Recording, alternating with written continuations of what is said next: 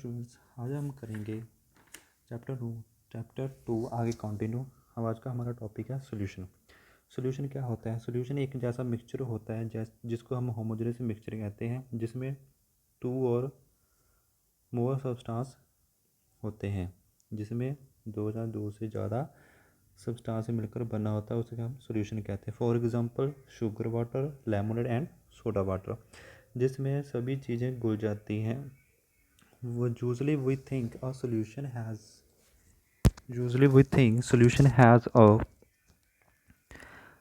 a liquid that contain either a solid liquid or gases dissolved in। Usually हम सोचते हैं कि solution हमारे पास लिक्विड होगा।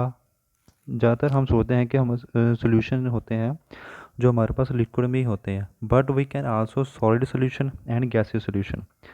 सोल्यूशन हमारे पास सॉलिड में भी होता है, गैसेस में भी। सॉलिड में कैसे होगा? हमारे पास अलॉयज़ होंगे। अलॉयज़ क्या होते हैं? अलॉयज़ होते हैं हमारे पास mixture. Alloys are mixture of two or more metals or non metals or non metals. Alloys क्या होते हैं? एक तरह का हमारे पास ये मिक्सचर होता है जो दो से ज़्यादा मेटल्स और नॉन मेटल्स से मिलकर बना होता है, and can not be separated into their components by physical method.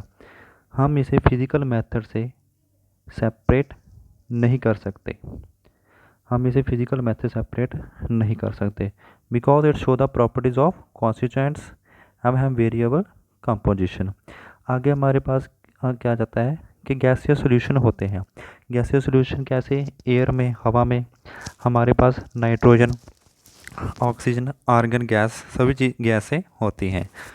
In solution there is a homogeneity at the particular level. हर सोल्यूशन की पार्टिकल लेवल पे होमोजेनिटी आ जाती है। जैसे हवा में नाइट्रोजन, ऑक्सीजन होते हैं, पार्टिकल्स हमारे पास पार्टिकल्स होते हैं। This show the particle of sugar और salt distributed in the solution. आगे हमारे पास आता है solution has a solvent and a solute it's component. Solution हमारे पास क्या है? एक सॉल्वेंट और सोल्यूट के कंपोनेंट्स हैं। और हमारे पास सॉल्वेंट क्या होता है? पहले हम सॉल्वेंट के बारे में पढ़ेंगे। Solvent the component of the solution that dissolve the other component in it is called the solvent. Solvent वो होता है जो खुद में डिजॉल्व करता है, जैसे फॉर एग्जांपल पानी है। पानी हमारे पास क्या है? एक सॉल्वेंट है। पानी हमारे पास सॉल्वेंट है जो दूसरे कंपोनेंट में खुद में घोलता है, दूसरे कंपोनेंट्स को अपने में घोल लेता है। उसको हम क्या कहते हैं? उसको हम सॉल्वेंट कहते हैं। The component of the solution that is dissolve in the solvent जो सॉल्वेंट में डिजॉल्व होता है उसे हम सोल्यूट कहते हैं। सोल्यूट हमारे पास शुगर है, सॉल्वेंट हमारे पास वाटर है, सोल्यूट हमारे पास शुगर है। तो दोनों को हम मिक्सचर करेंगे तो हमारे पास क्या बन जाएगा? सोल्यूशन कैसे बनेगा? सॉल्वेंट वाटर के साथ, सोल्यूट शुगर के साथ। ओके, फॉर एग्जांपल है हमारे पास आगे a solution of sugar is a water is a solid in a liquid solution. In this solution sugar is a solute, water is a solvent. आगे हमारे पास solution iodine in alcohol known as titanic of iodine. His iodine has the solution of alcohol liquid as solvent. Solvent जो खुद में dissolve करता है, solute जो solvent में डिजॉल्व हो जाता है उसको हम सोल्यूट कहते हैं। आगे हमारे पास आता है important topic properties of solution. Properties आगे हम पढ़ेंगे सोल्यूशन की प्रॉपर्टीज़ कौन कौन सी होती हैं। पहले हमारे पास है a solution is a homogeneous mixture. Solution क्या है? हमारे पास एक होमोजेनियस मिक्सचर है जिसमें एक से ज़्यादा सब्सटेंस होते हैं। Second properties the particle of a solution are smaller than 1 nanometre 10⁻⁹ metres in diameter, so they can not be seen by naked. Solution के जो पार्टिकल्स होते हैं वो बहुत छोटे छोटे होते हैं, जिनको हम अपनी आँखों से नहीं दे सकते, जिनका डायमीटर 1 नैनोमीटर मतलब 10⁻⁻⁹ होता है, because of very small size of particle. जो पार्टिकल्स होते हैं सोल्यूशन के वो साइज में बहुत छोटे होते हैं। They do not scatter of a beam of light passing through the solution.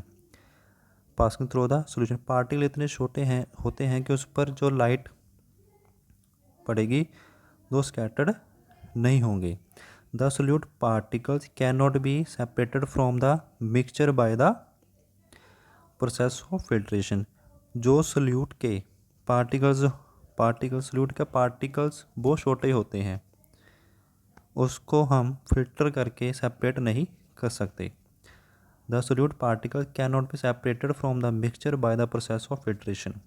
Solute के पार्टिकल्स बहुत छोटे होते हैं जिसको हम फिल्ट्रेशन करके सेपरेट नहीं कर सकते।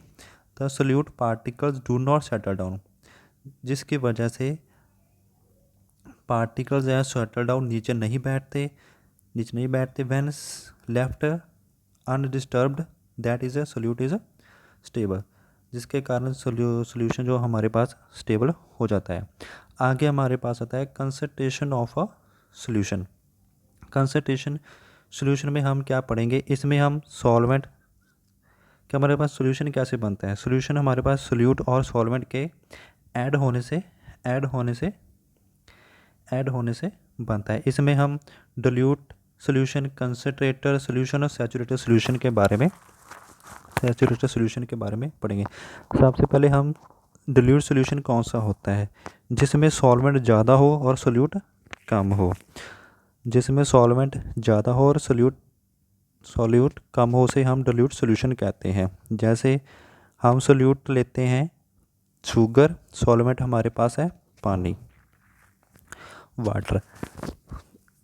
सॉल्वेंट की मात्रा ज़्यादा होगी और सोल्यूट की कम होगी, सोल्यूट की मात्रा कम होगी, उसे हम कहेंगे डिल्यूट सोल्यूशन। आगे हमारे पास आता है कंसंट्रेटेड सोल्यूशन, जिसमें सोल्यूट ज़्यादा और सॉल्वेंट कम हो, उसे हम कंसंट्रेटेड सोल्यूशन कहेंगे। कंसंट्रेटर ऑफ सोल्यूशन हम दो पढ़ेंगे, डिल्यूट सोल्यूशन और dilute concentrated solution. Dilute solution वो होगा जिसमें सॉल्वेंट ज़्यादा होगा, सोल्यूट कम होगा। कंसंट्रेटेड सोल्यूशन में सोल्यूट ज़्यादा होगा और सॉल्वेंट कम होगा, उसे हम कंसंट्रेटेड सोल्यूशन बोलेंगे। आगे हमारे पास आ जाता है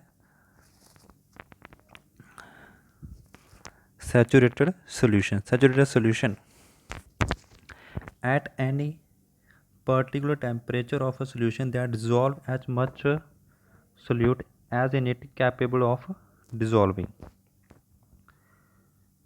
In other words, when no more solute can be dissolved in a solution at a given temperature is called the saturated solution.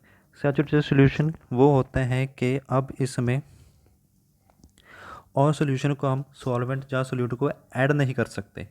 एक पर्टिकुलर टेम्परेचर पर उसको हम ऐड नहीं कर सकते। हम उसका टेम्परेचर बढ़ाकर जो उसमें मॉलिक्यूल्स होते हैं वो दूर दूर चले जाएंगे।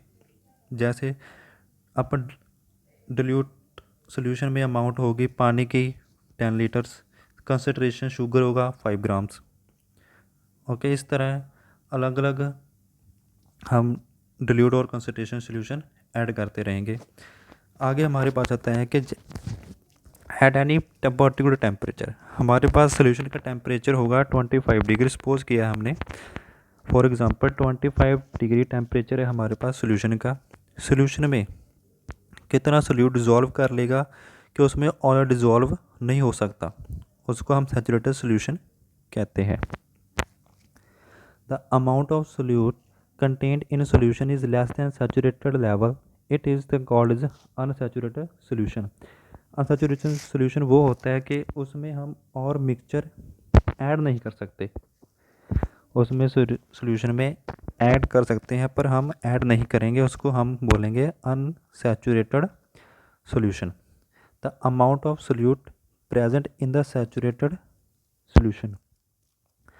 Saturated solution, this temperature is called the soluble. कितनी अमाउंट ऑफ सोल्यूट डिजॉल्व हो सकती है इन सैचुरेटेड सोल्यूशन को हम सोलबिलिटी कहेंगे.